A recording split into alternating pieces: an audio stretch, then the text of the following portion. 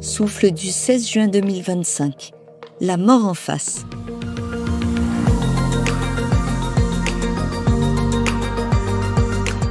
Les récents débats sur la fin de vie à l'Assemblée nationale ont ramené sur le devant de la scène une réalité dont on a oublié qu'elle est constitutive de toute vie humaine, la mort. Et comme pour conjurer le sort, le mot a été progressivement évincé. N'ayant pas de prise sur la mort, on voudrait maîtriser la fin de vie. Si toi aussi tu as peur de la mort, c'est normal.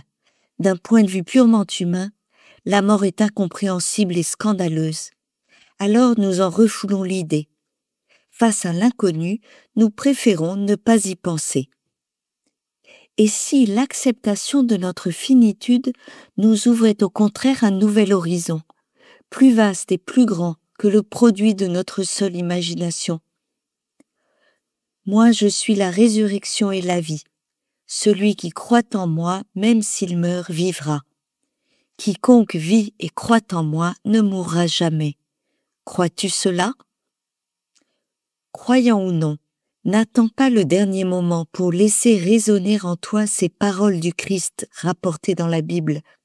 La foi en la résurrection ne nous prémunit pas contre l'angoisse devant la mort d'un être cher ou dans la perspective de notre propre mort.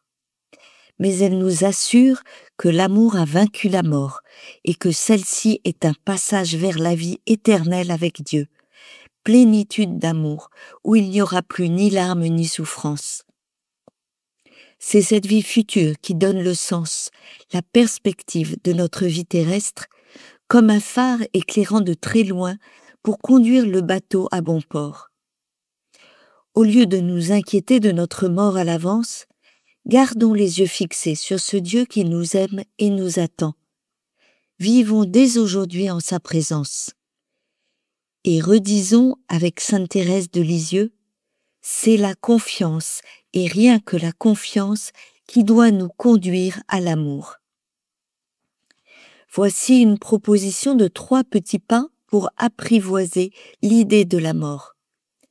Premièrement, ne pas craindre d'en parler et de nous poser les vraies questions sur le sens de notre vie et de notre mort, par exemple en écoutant cet enseignement.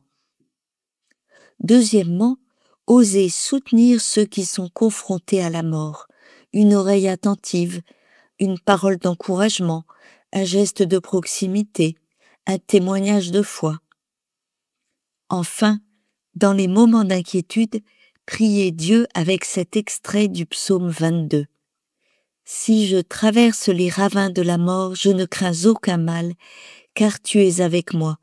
Ton bâton me guide et me rassure. Bonne semaine dans la confiance.